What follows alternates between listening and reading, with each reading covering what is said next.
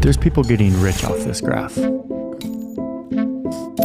USA checks are no longer clearing for Donald McDonald Harris, and he's going brazy mode. He made a video called "Who Gets Rich Off the Poor?" Donald McDonald Harris is either moving in a different direction for the new CIA, where they're woke and preach the gospel of the working class, or USA checks have been bouncing too hard, and now he stopped bouncing on America's penis.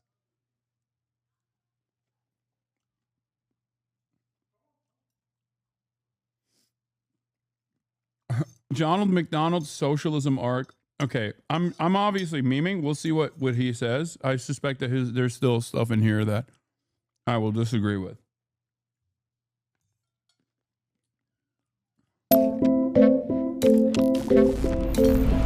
What we're looking at here is the number of Americans that don't make enough money for basic survival. So like a family of 4, 2 parents, 2 kids, living off of $31,000 a year or less. That's considered poverty in the United States, and there's millions of people who live with that kind of income. The US government spends about $1 trillion every year helping these people meet their basic needs. In recent decades, a lot of that money has been flowing through a middleman, private corporations who are supposed to be more efficient in administering this money. So welfare is big business, and of course that's the irony of this whole thing, that there's so much money to be made from poverty. Okay, what is happening?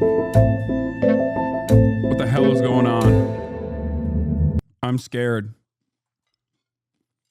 I'm scared. Why is he talking about this? I'm scared, chat.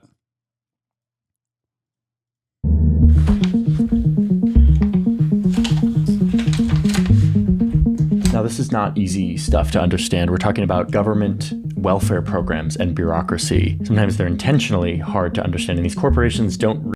If the Chi-Coms gave this man money before they gave me money, I swear to God, I'll do an Alex Jones pivot, by the way. I'm being so for real. Do you understand me? You will hear anti-Chinese propaganda like you've never heard before out of sheer envy. I have been your most loyal servant for almost a decade. If you were to take me off the list because you've gotten the propaganda for free and instead fund and funnel money into the likes of former CIA agents like Donald McDonald, I swear to God, I'll drop this whole thing. I'll forget about Chinese century of prosperity overnight. You understand me? Really want to be known by anyone. But if you start to dig, which we've been doing, and you look deep enough into this, you start to see what all of this actually looks like, who's actually getting rich, what the incentives are within this system, where the loopholes are, and whether or not this is actually benefiting the people that it's designed to benefit. So in this video, I'm going to show you who gets rich off the poor, and I'm just going to do a few case studies that demonstrate how this works. I'll be making a list of examples here, going from what I see as the least egregious abuse of this system to the most. I am bracing myself to get sued or intimidated by the companies that I'm... What? Okay. Okay, dude, chill. I don't think they're going to come after you, big dog. Yeah, China be like, why buy the cow if the cow gives the milk for free? Calling out in this video because that's how a lot of these powerful shadowy companies work. So as always, every assertion in this video is rigorously fact-checked and in my sources. Lawyers, go check that first before you send me your cease and desist order. Thank you. And with that, let's look at who gets rich off the poor. Let's go back to this graph one last time and just... Bro, that's amazing.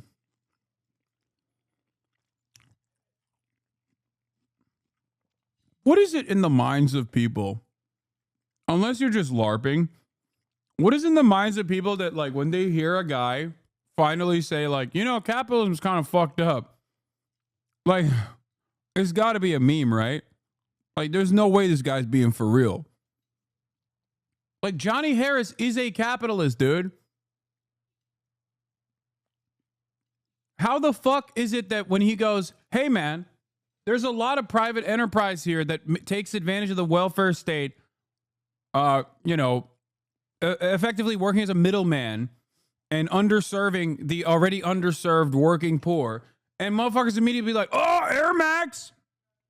There's an element of truth to this. No, there isn't an element of truth to it. What the fuck are you talking about? This guy was literally trolling. You're stupid. You're so stupid that you fell for a guy who was being facetious. You admitted that your moral system is so broken fundamentally that a guy who is literally fibbing, okay, is actually there's a hidden kernel of truth in that. No, there isn't.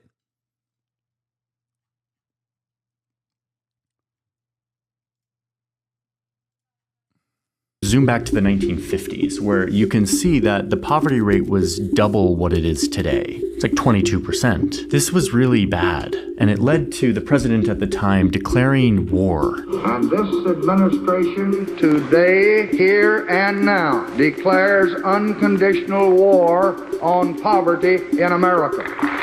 We shall not rest until that war is won. So, A War on Poverty by Lyndon B. Johnson in 1964. This is what that war looked like. This big line.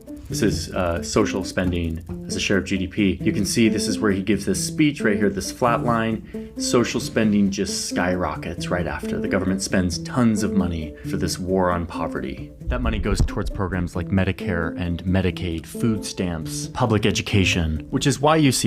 Bro, I swear to God, since World War II, America lost every war, dude. War on poverty, war on drugs, Vietnam, Korea, Afghanistan. What war have we fucking won, dude? Holy shit. I'm thinking about it. It's like Grenada. We're over here talking about invading Greenland, dude.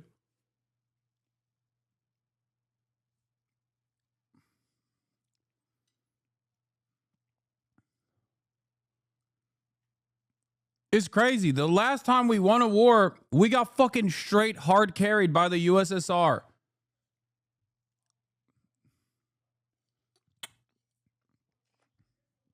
I guess the Cold War. That's the one long war of attrition. Don, look at Asian Jito. Does that mean small head? They would never do that. Xi Jinping would never say that, especially because he has been rewarded handsomely with such a large head. And I think that's bullshit. He would never say that to me. See this big dip.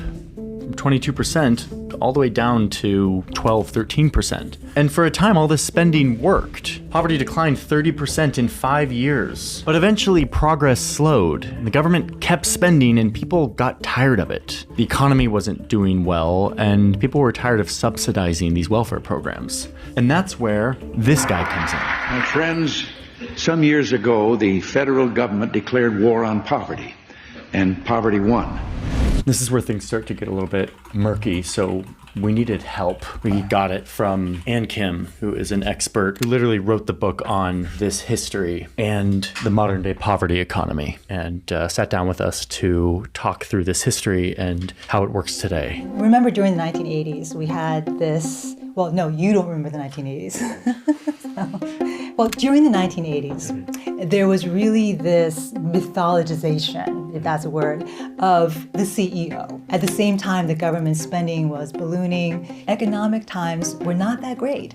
So Americans were not feeling particularly generous about funding social services programs. And so the CEOs were really kind of held up on a pedestal as the ones who are going to make government just as efficient as they made their own companies. Poverty is a big business here in the United States, and the government is making decisions right now that will affect millions of people. And yet, what I've been finding is it's hard to keep up on all of this, how this stuff is being reported, and what is trustworthy and factual. Let me guess, ground news will help you keep track of all of this, right? Oh, wow. I'm so surprised. Here, I'm going to show you his code.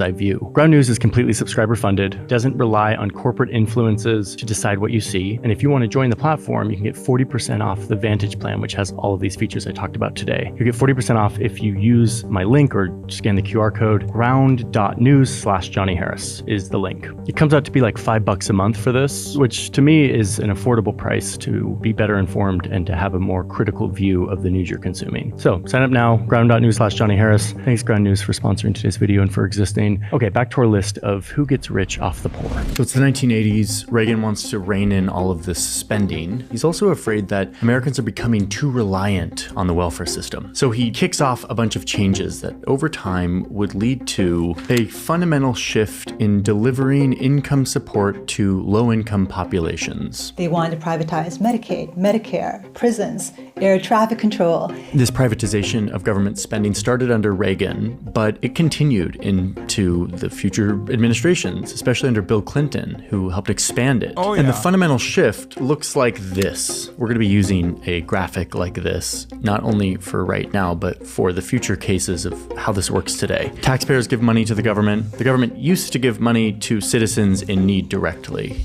But after these reforms, the money would start to be distributed to the states. The states would then hire for-profit companies to do the complicated work of distributing this money to eligible people in need. They would be responsible for making sure that no one's abusing the system, determining who's eligible and who's not. And the thinking here was that the government is much less efficient than private companies. And that is true in most cases. And that if we apply business and the free market and profit motives to welfare, that the for-profit companies would make this more efficient, less government spending, less waste, and less over-reliance on the welfare system. And the big part of all of this is that there would be more requirement for people to be looking for a job or be working in order to qualify for benefits. And who would verify that applicants are actually working? These for-profit companies. And so this is how our welfare system works today, in a very kind of American way. It is administered by private companies that you've never heard about, who are given lots of money from the government to dole it out to people in need.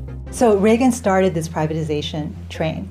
And it was really President Bill Clinton who not only hopped on board that train, but got it accelerating to its destination, which was total privatization of a lot of social services in America. Okay, so that's the context here. It's been 45 years since this big experiment began of privatizing our welfare system. And I've always wondered, did this work? So that's sort of been the curiosity at the heart of this No. story. Is government more efficient? Are we saving money? Is this helping vulnerable populations in a more efficient way? The answer is, in some cases, yes. There have been positive outcomes of outsourcing to contractors within the welfare system and public spending. A good example of that is food stamps that used to come in these paper coupons, but now are delivered electronically on a debit card. This is more. The government could do that. There is literally no need for that to be handled privately. The government could do that. Every single thing that people say, oh, in this private-public partnership, privatization actually was truly beneficial. No, you're just paying an expensive middleman who year over year is going to increase the prices and greatly expand the amount of money spent on social welfare while still offering the same, if not a diminished level of social welfare.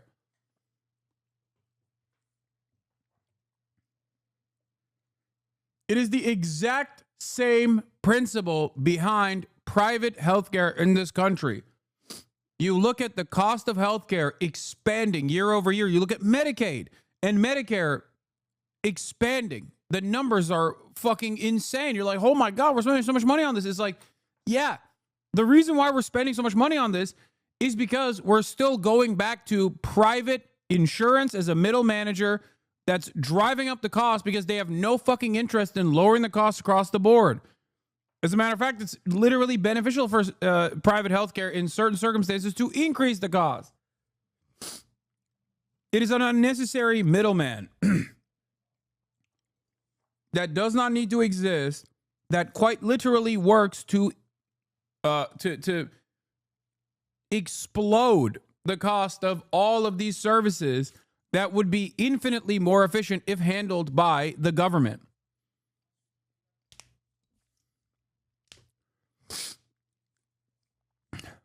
America and the private-public partnership in the United States of America is one of the biggest nuisances. It truly contributes to our GDP skyrocketing.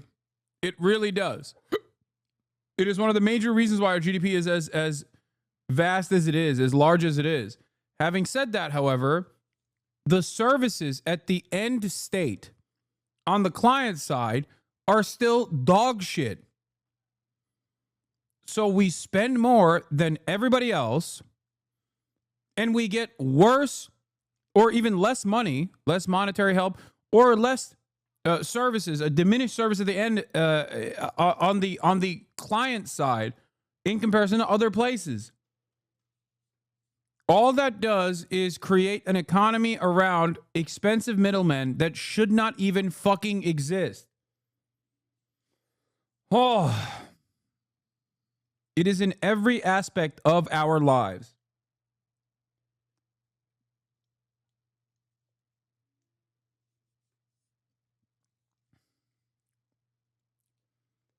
I despise it. Genuine question. Why do you not think Ronald Reagan is the worst president of all time? I do. What are you talking about? Ronald Reagan is the worst American president, I would say, even though there's a long list of evil demons, including slave owners. I think Ronald Reagan's impact on America and the globe as a whole is tough to beat. It's him and George W. Bush that have done untold amounts of pain to the entirety of the planet. Reagan himself was a product of his era, of course. Simply just an actor working alongside the international vision of neoliberalism.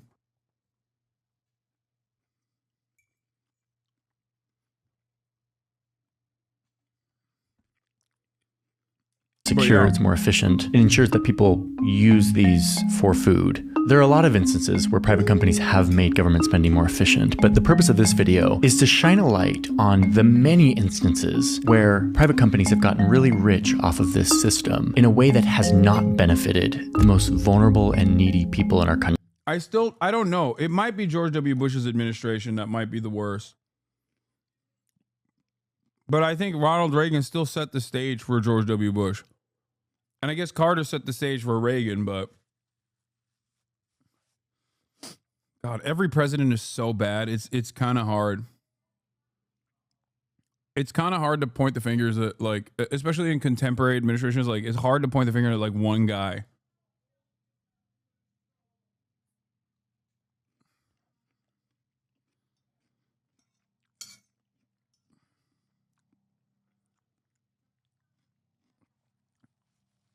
Who's the best president? FDR. And even he did a whole bunch of awful shit. Cutting out black people from the New Deal, Japanese internment camps.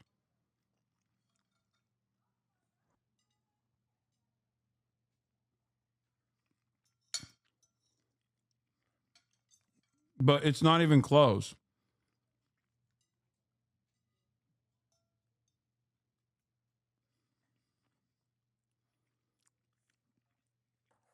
In a field of monstrous administrations, FDR stands alone. Even with all of the negative impacts of his, even with all the negative consequences.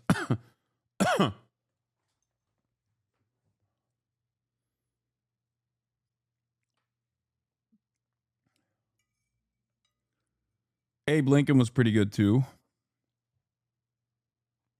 Even though he also had, again, a bunch of issues. What about Lincoln? Yeah, Abe Lincoln was pretty solid.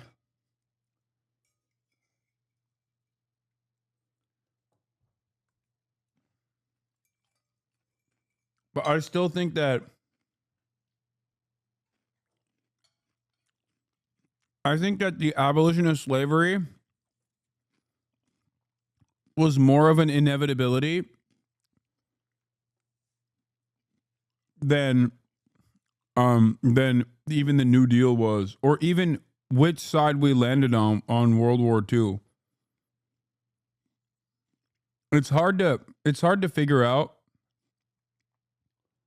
It's hard to figure out which would be. I mean, I think Abe Lincoln is more consequential with that.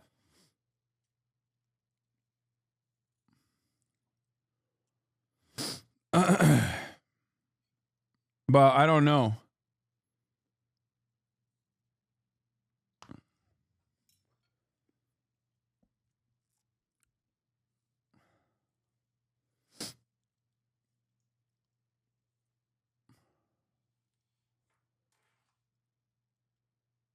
We need a tier list, maybe. Abraham Lincoln said he didn't care about slavery one way or another.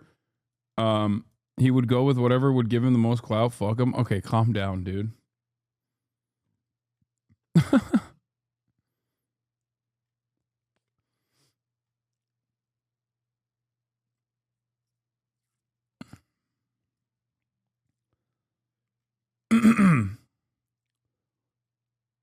All right, let's keep going. Country, the poor, the elderly, children in need, the disabled. So finally, the reason you clicked on this video, let's draw up this list of who gets rich off the poor. And for that, I'm going to need to look at all these papers. So we need more space. Let's go to the big table.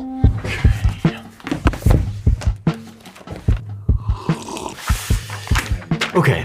So the first one on our list is slightly adjacent to the privatization of welfare, but it follows the same incentives and dynamics. And it has to do with taxes. One of the ways that the government subsidizes the lives of lower income people is through a tax credit. So when you file your tax... Okay, speaking of Abe Lincoln, one last thing I want to mention is that it is very funny that Republicans will talk about how like the Democrats were, the Dixiecrats, or Abe Lincoln was a Republican, whatever the fuck, right? And it's so funny because like in the time of Abe Lincoln, the Republican Party's credo literally featured the abolition of chattel slavery in the South and wage slavery in the North. It was the closest any major party has ever been to Marxism in American history. That was the Republican Party. Think about that. Like, this is a part of American history that's often not mentioned. Not only was Karl Marx a major glazer of old Abe and Abraham, he was a Marabou himself. He wrote letters. Abe never responded as far as we know. I don't think there's any information on whether he ever responded to Karl Marx or not. But Abe Lincoln, gay, maybe bisexual. We don't know. But the Republican Party's official, the original credo of the Republican Party was to engage in the abolition of chattel slavery in the South and wage slavery in the North. That's real. The real red party. Red with the spirit of capitalism. Or, fuck, I couldn't even say it right. Red with the spirit of communism. In pre-communist, in a pre-communist society. I can't even get myself to hypothetically say the Republicans are red for... I was about to say capitalism again. Oh my God. Taxes, you show that you've been working, you've made money, but you didn't make that much money, and therefore you qualify for an earned income tax credit. If you have kids, it goes up and it kind of maxes out at around $7,000. This is a very simple thing. In a lot of countries, you like check a box and you get this refund or this subsidy to your life. But in the United States, it looks like this. This is a 45-page instruction manual about all the specifics on the earned income credit, something that should be so simple and that is a key way of helping lower income people live their lives. The tax code here in the United States is deathly complicated, intentionally designed to be so to make certain companies rich. And this is one way that works. I have a lot of feelings about this. I made a whole video on the New York Times about this very thing, but I didn't focus on this aspect of it. Because it's so complicated, Yeah, that's by design, as Johnny also knows. That is literally by design. And sometimes they'll make it even more complicated, also by design, where they'll just make it inaccessible. Like they'll close up the pathways where you could receive potentially this aid. Like during COVID, when the state of Florida deliberately made their website unusable. low-income people who qualify for this credit don't want to fill it out themselves, and so they go to a tax preparer. Enter this guy. Well, not this guy specifically, but a guy like this, representing a company like this, Liberty Tax. Also, they make money. I forgot. This is opportunity for bounty. More of that private-public partnership that the American government absolutely loves. A middleman that will solve the inefficiencies that we have directly created. Sometimes the middleman itself petitions the government, lobbies the government to create these inefficiencies so they can fill that void and make money. Is one of many tax preparation companies that advertise to low-income people to come in so that they can prepare their taxes and get them in on the earned income tax credit. But we now know they do so using some pretty shady means. There's a lawsuit. Lawsuit. District of Columbia versus Liberty Tax Service. Liberty Tax was recently sued for luring low-income people by saying that they will prepare their taxes for them, only to deceive these customers by secretly skimming extra money off the top of their tax refund, which remember includes the earned income tax credit that is meant to subsidize their lives. Liberty Tax also gives out loans to people, saying that they can pay them back once they get their tax refund. But what that really has done is create a market for high-interest fast cash products like refund anticipation loans or refund anticipation checks, which are basically just payday loans that are secured by the refund. And so this predatory industry has grown to take advantage of the complexity of an incredibly important benefit that a lot of poor people count on every year. These loans would often come with high interest rates and unexpected fees. In fact, the pricing in all of this has been kind of a black box, allowing Liberty Tax to take advantage of low-income Americans trying to get in on the benefit that they are entitled to because of this tax credit. Okay, and this is where I have to come clean. I worked for this company. Not for very long, and not in any high position. I was one of these Statue of Liberty guys. One winter, I was home from university waiting for a security clearance for an internship at NATO, and I needed money. And so I found this job, being the Statue of Liberty, holding this sign. I didn't know what the sign said, okay? But it probably said something like, "Need money today? Apply for a $500 to $6,250 easy advance." In other words, I was probably a part of luring desperate people in to get a bad loan or to have their tax refund skimmed by this corporation. I had no idea, and I'm sorry. Liberty is just one of many corporations who has gotten in on these schemes, targeting low-income people to try to get in on their tax credits. And to me, this is actually a failure of our tax system. For this segment of the population, this should be a very easy thing like it is in every other country. A box on a free government website that you can fill out in 5 minutes. But instead, we've got a privatized corporate middleman who is making all of this money off the poor. Okay, number 2, housing. So here in the US, instead of building big public housing complexes like they do in some countries and like we used to do, the privatized version of the American government gives vouchers to low-income people and allows them to go choose a house, and the government will basically pay for a portion of their rent. This is called Section 8 housing. And there are landlords that specialize in renting to Section 8 tenants, getting this government subsidy voucher that goes to pay for the rent. But what you find is that some of these landlords jack up their prices because they know the government will pay for it. Like here in DC, an apartment that should cost $1,600 a month, the landlord might charge almost $1,000 more, like $2,500 a month, well above the market price, knowing that the government, who has poor oversight over this program, won't pick up on this and will... Yeah, y'all heard that? He had a internship at NATO. I didn't miss that. I know he had an internship at NATO. That's why I say he's CIA. You guys got a little insight into how I play with Kaya normally. Why are Mormons always getting tricked into being evil? That's so funny.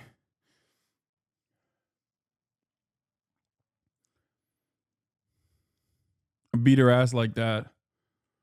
Subsidize that inflated price. Don't you use minoxidil? Is it not poisonous for your dog? No, I feed her minoxidil every day. It's fine. She likes it. She likes the taste of it. Yeah, dude. I put it in my head. And then I also fucking... Not only do I put it on my head, but I also wash my hands after applying it because I know it is poisonous for my dog. Also, I think her being 100 pounds also helps in this regard as well. But I've never had her be anywhere near the minoxidil. Are you stupid? She's my daughter, and she's precious. It's so funny when people try to test me on my dog training and my dog welfare when, like, she is the best trained dog you've ever seen. Why would your assumption be that I would ever put her life at risk?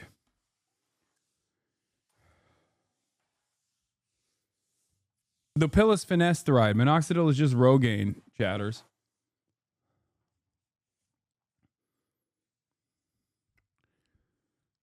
What if your dog starts balding? I will have to give her minoxidil then. I'm kidding.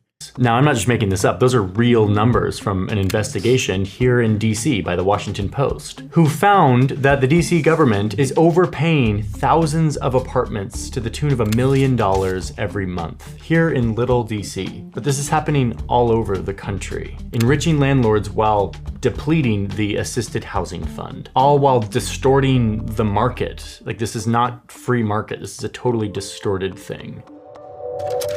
Number 3 on our list is corporate middlemen, which is kind of a big section. I'll try to work through it fairly concisely, but it's kind of the biggest one here. This is where a lot of people get really rich off the poor. Remember from our history section just a few moments ago that Ronald Reagan shook up the welfare system by, instead of giving... Ronald McDonald Reagan. Money directly to people in need, instead giving it to the states, who would then give it to a corporate middleman who would then distribute it. And that corporate middleman also had to kind of determine the eligibility of people, making sure they're working or they're looking for a job. And all of that is a lot of work, and these corporations were the ones to be doing it. So these are the folks who are getting government contracts to act as government in running welfare programs. They're basically agents of the government. They're mercenaries for the public sector. They're making huge decisions that benefit the everyday lives of low-income people. One of these companies, for instance, was a company called Maximus, which is one of the largest welfare services providers today. They had revenues of about $88 million in 1995, and just a few years later, their revenues are already up to $500 million.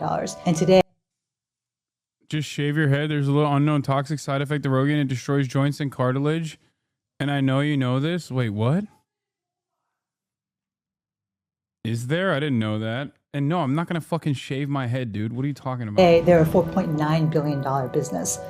Now, this was exactly the point for Reagan and his reformers. These corporate middlemen were supposed to be much more efficient in administering this government money. And indeed, they are for-profit companies and they operate much more efficiently than the government itself, cutting costs and looking for ways to do things more efficiently. But let's remember, this is not like a normal corporation like McDonald's that is selling a product to a customer that can go somewhere else. Let's see what happens. A few years ago, Maximus took... I hope he's going to say efficiency in this process just means diminished services, right? Like efficiency for McDonald's, you know, one can make the argument is good or something. I don't know. I'm not in favor of efficiency in private corporations either, because in many circumstances, efficiency simply means increasing productivity and displacing the pre-existing labor force and keeping prices relatively low. But in terms of efficiency in a private-public sector arrangement, that literally means diminish services, finding ways to not pay people, and also maximizing the pay that you're getting from the government. Took over Tennessee's health insurance program, state-run health insurance program. It's called Medicaid. And what you saw is that many children and elderly people very quickly were booted out of the program. They were found ineligible. There was a 23% increase. Say goodbye to streaming. If you take DHT blockers, no one will watch you. DHT blockers will ruin your energy levels and ruin your streaming career. I don't know if you know this, but since I started taking DHT blockers approximately 6 years ago, I went from 300 viewers to 30,000. So I think the exact opposite has happened. In the number of uninsured children in the state. What is going on, dude? What the fuck's happening in the chat? I've been pretty open about taking minoxidil and finasteride for literally 6+ years. Are you guys just trying to stun lock me or some shit? That's more than any other state at the time, 2018. It took me a while to get my head around this. Like, why would a for-profit company want to kick children and old people off of the state health insurance program? I'll explain in just a sec, but let's look at one more example. In 2016, Maximus took over the Medicaid program in Kansas. And soon thereafter, applicants started to see huge delays in their applications. Backlogs started to build up, which, remember what we're talking about here. This isn't abstract. This is vulnerable people, in this case, mostly elderly people, not being able to access their basic health needs for weeks and sometimes months because their application was pending for a very long time, meaning Maximus was working on it, but presumably very slowly. And that's because children and low-income people and elderly people are not Maximus's customer. They do not have an incentive to serve those people, partly because those people can't go anywhere else. Those people think that they're interacting with the government. They don't know who Maximus is. And mostly because their main job is to get more government contracts and then to cut costs so that they can capture as much of that government contract as profit. So in this case, what that means is cutting staff, making it as cheap as possible to process these applications. This answers my question about why a company like Maximus would want to get people off the rolls, to deem them ineligible for these benefits, because it's cheaper for them. They are motivated to find people who do not qualify and to pare down their list so they have fewer people to work on, which is less cost for them. So yes, there is cost cutting and efficiency that's happening here, but it happens to be at the expense of vulnerable, needy people who the government is trying to give money to. Now, actually, I don't blame Maximus very much for this. I don't think they're bad people. I think they provide a very useful service in most cases. We should expect a corporation to behave like this. The definition of a for-profit corporation is someone who does everything in their... Wait a minute. No. Hold up. Let him cook. Wait. Hold up. Is he refusing to ascribe a moral imperative and simply saying that this is how capitalism is, only helping you arrive at the conclusion that it is an immoral system in and of itself? Because that is, welcome back, Karl Marx, you know? It's not like he's saying that, this companies are not moral actors. They simply operate at the behest of the profit incentive. It is the incentives within the system that has been normalized that is the issue here.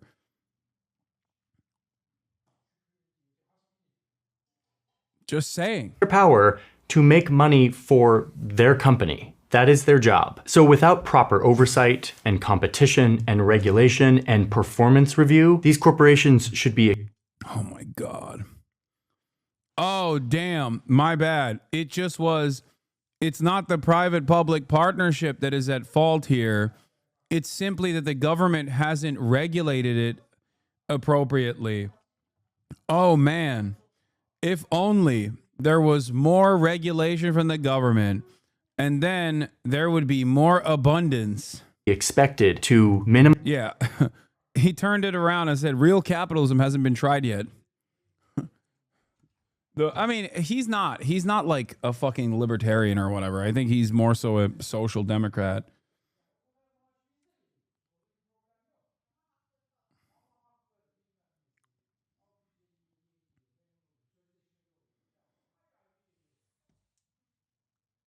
I love how, what?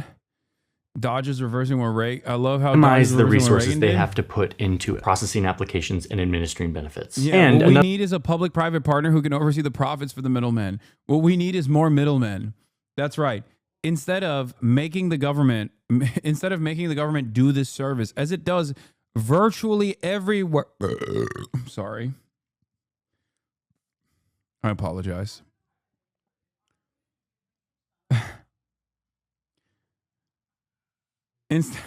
Stop sniffing. Stop sniffing. You're gross. Yeah.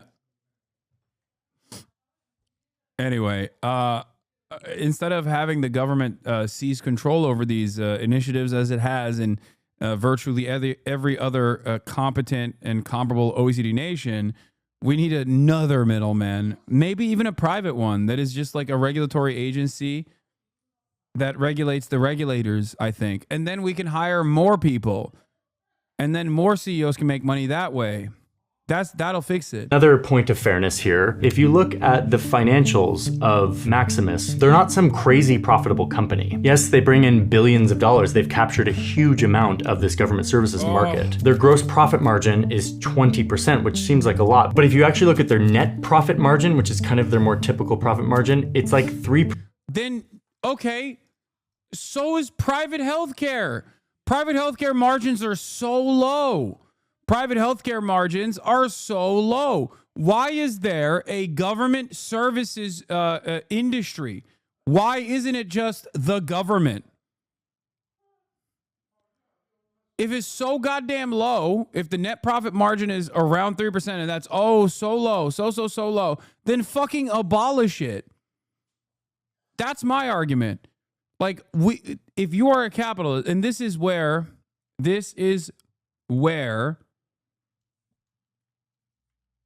I think the capitalist dogma shelters you from recognizing the truth.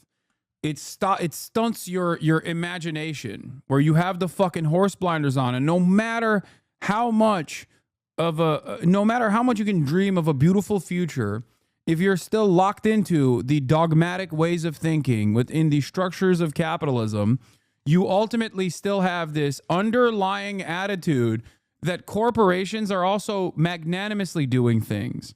Even after you describe that this is just how corporations are. Corporations are supposed to work for profit. That's what for-profit corporations do, which is why we need more regulation on top of this. Okay, how about no regulation in that field? That is a necessity because it's run by the government. That's a pretty poor performance for a company. They're not insanely profitable. The CEO did make $7.3 million last year in full compensation, and they did spend over $1 million in lobbying and funding elections. My point here is corporate middlemen who administer welfare are not robber barons, and they're not running some corrupt scheme, but they are for-profit corporations who will cut costs where they can. And if they're not held accountable for doing that, the people who suffer are the people who are already vulnerable and needy in our country, which is what all these programs are meant to help. Because they're one of only a handful of companies that are in this business, you can get away with a lot of behaviors that may not fly in a more competitive marketplace. I remember interacting with these companies. I didn't know I was interacting with them until I started reporting the story, but when my son was like 1.5, he was diagnosed with autism, and we started to look around for services, realized our insurance didn't cover anything, so we went to Medicaid. Dude, this is why we watch Donald McDonald, Mr. CIA Harris, okay? The reason why we watch him is because we disagree with him, chatters. That's the whole point.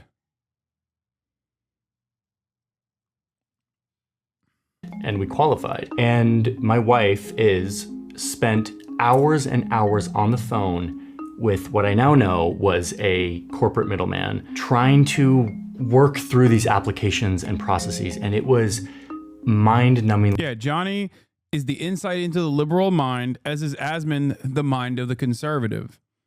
We get to understand what conservatives are saying, doing, and thinking, what motivates them when we look at the Asmongold chat and Asmongold.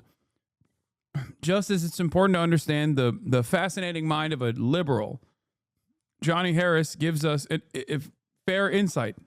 Complicated and difficult, and the wait times were so long, and the paperwork and the hoops that we had to jump through. And I remember feeling a lot of anger at the inefficiency of the government. The government has no incentive to perform because we're not their customer. What I realize now is that I was dealing with a corporation. I was not the customer. Was not the customer. My son, Henry, who needed services, was not the customer. And in fact, complicated forms and more wait times and process is actually more business for these corporate middlemen. They have an incentive to sell more paperwork to all of us. To me, that is a distortion of what Ronald Reagan dreamt about, of corporations swooping in and making our government more efficient. Okay, that's corporate middlemen. Let's move on to number 4.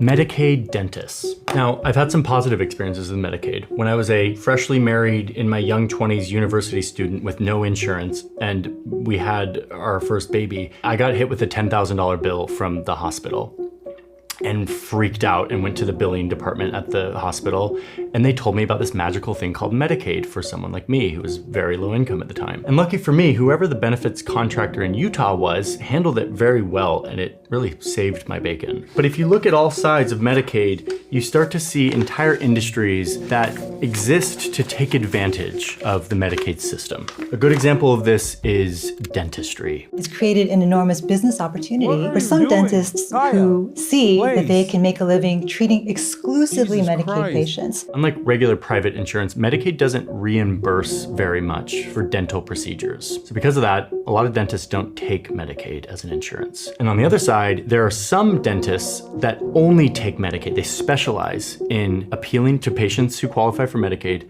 getting them in, and doing as many procedures as possible to get in on those Medicaid benefits. And once again, if we're talking rational corporate behavior and incentives, these offices will often target lower income or disabled or elderly patients who are less likely to advocate for themselves and against medically unnecessary procedures. So inevitably what's happened over time is that this market has turned into a very exploitative one, where dentists have been prosecuted for charging for procedures that didn't exist or procedures that were completely unnecessary. For instance, there was a dentist in North Carolina who was prosecuted for having performed 17 root canals on a 3-year-old toddler.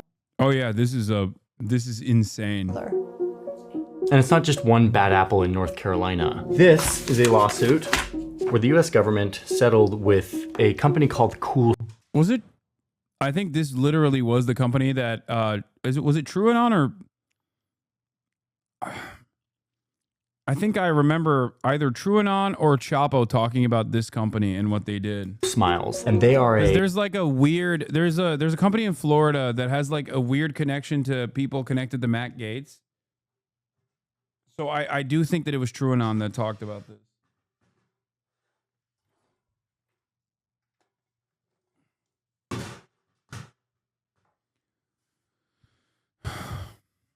Yeah, the 17 root canals on a baby is like something that I recall hearing. Medicaid-specific dental franchise who had to pay close to $24 million because an investigation found that they were performing dental operations that were not medically necessary. They were taking advantage of poor patients in order to get more money from Medicaid. According to the lawsuit, they performed tooth extractions, gave out stainless steel crowns, did root canals on babies that did not need them. Like, there are multiple things really wrong with this.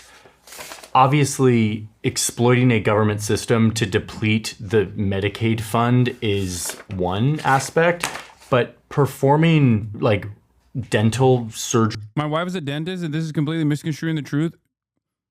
Brother, he is literally talking about like things that have already been prosecuted in a court of law.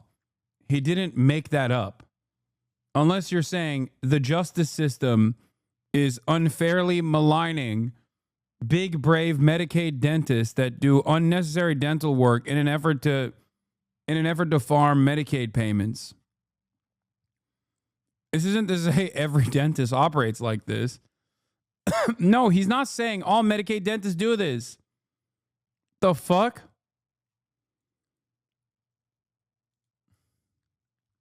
Surgeries on people, root canals on babies for money is a level of greed. Unless your wife got prosecuted, in which corporate case exploitation that I cannot really get my head around. But again, in a world where companies will maximize profits, this is to be expected if the incentive structure is set up that way. Let's get to number 5, which is similar to the dental clinics, but it has to do with kidneys. Here in the US, lower income people are disproportionately plagued with kidney failure, a disease where your kidneys fail and your blood can't be cleaned by your kidneys, so you need a machine called a dialysis machine to clean your blood for you. Luckily, since the 70s, the United States now heavily subsidizes people who need dialysis for their...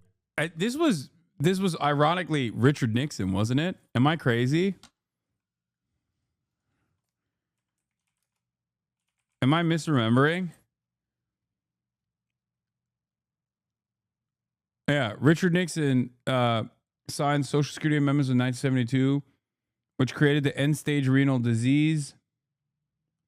Nixon signed the bill that was experimental at the time to cover all medical expenses for anyone diagnosed with kidney failure. Richard Nixon, Maoist third worldist, opened up China to the world. Remember that. Okay? EPA, kidney dialysis machines for all. Opening up China to the world. Just saying. These are important things to remember when talking about the often misunderstood Nixon regime.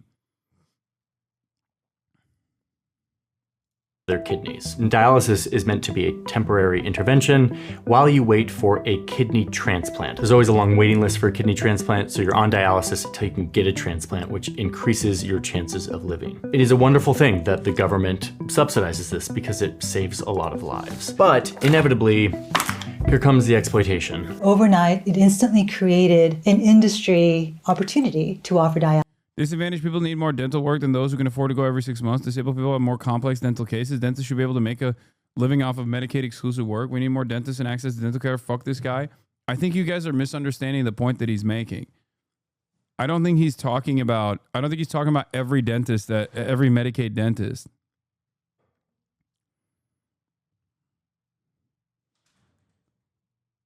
Politics is dead. There's no left or right, only rich or poor. Dialysis, because now the government was going to pay for it. One of these companies is called DaVita. I think they're the largest dialysis center company in the United States. And because of this set of incentives, we can start to piece together how they would behave. And the thing again about dialysis is, like Medicaid dentistry, it's a volume business. The government pays dialysis centers per treatment, and last year was about $380 per treatment. So it is unfortunately in the interest of dialysis companies that run dialysis centers to keep those machines occupied as many hours of the day as they can to cycle through as many patients as they can, because an empty dialysis machine is $380 that they're not making. Okay, so a company making sure that their machines are being used at full capacity is actually, there's nothing inherently wrong with that. That is a company using its resources efficiently, administering a life-saving treatment. But that's kind of just the beginning. What you see in these for-profit dialysis centers is less staff to help with the treatment, and you see higher death rates. And this is where it becomes so clear where the failure is. You see 17% fewer referrals for kidney transplant, meaning these people who are on a temporary dialysis intervention, who are supposed to be waiting for a kidney transplant, are kept on the machines longer because a for-profit company makes money the longer they are in the chair. So why would they refer them to get a kidney transplant when they make more money keeping them on the dialysis treatment? If someone gets a transplant, that is a lost customer. Unfortunately, it's an option that's being denied a lot of people because it's in the financial interest of dialysis centers to keep someone in dialysis rather than, quote, losing them to transplant. Now, DaVita has paid like $1 billion in settlements and for some of this behavior, including $350 million they had to pay after being sued by the US government for paying doctors to go out to recruit people to come to their dialysis centers so that they could corner the market in certain areas. They had to pay another $450 million because they were found billing the government for medicine that they had received and just thrown out, and charged the government anyway so that they could get reimbursed. All of this, once again, further draining the money that is allocated by our government to help people in need. And finally, number 6, the last on our list, the one I'm deeming the most egregious because it has to do with children. And not just any children, the most vulnerable children in our society. Specifically children who have been removed from their family because of abuse, abandonment, or death. Foster children. If a foster child loses a parent or is physically or mentally disabled, the federal government entitles them to around $700 a month to subsidize their lives. This is one that goes straight from the federal government, from the Social Security Fund, straight to these children, or at least it should. But here comes the corporate middlemen once again. States will often hire corporate middlemen like Maximus, who is in fact a part of this, to look through the databases of foster children to identify which of those children qualify for this benefit, meaning which of these children have a dead parent or are physically or mentally disabled. And then to go through the process of diverting that money. Whoa. Kaya! Oh my God. Kaya, please. You're being real bad right now.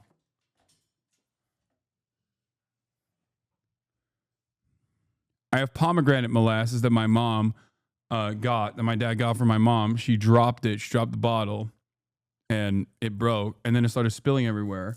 And because her car was running, she had to go outside and quickly turn off her car. I cleaned it up in the process, but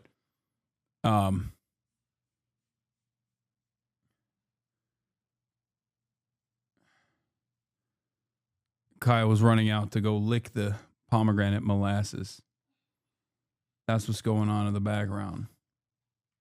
Away from the children and into state coffers. The state says they're doing this to help supplement the foster care program in their state to help boost their budget. But what feels very icky about this to me is that it creates, once again, a business opportunity for a for-profit company who is incentivized to scour these databases looking for children who qualify for this benefit to divert the money away from them and towards the state. And Maximus gets paid a fee to do this. They're incentivized to do this as a service for the state, to look through these databases and look for children who qualify. There's one NPR report from a while back that reports that the corporate middleman Maximus, who we've talked about at length here, and who I will probably get sued by, would get $1,600 per child that they found who qualified for this benefit. Remember, a child whose parents are dead or who has a physical or mental disability, who's entitled to around $700 a month to supplement their very difficult life. If Maximus finds that child and diverts that money into state coffers, Maximus gets paid $1,600. That was in Alaska. Oh, but it's still going on. In 2018, Washington State worked with Maximus to get $6.89 million of foster children's money. Wisconsin got $4.13 million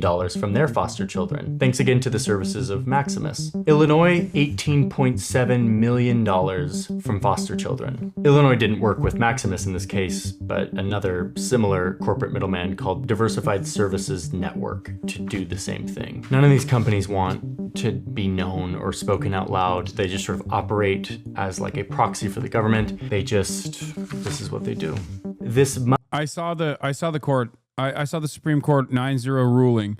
Supreme Court says Trump administration must facilitate return of Maryland man mistakenly deported to El Salvador.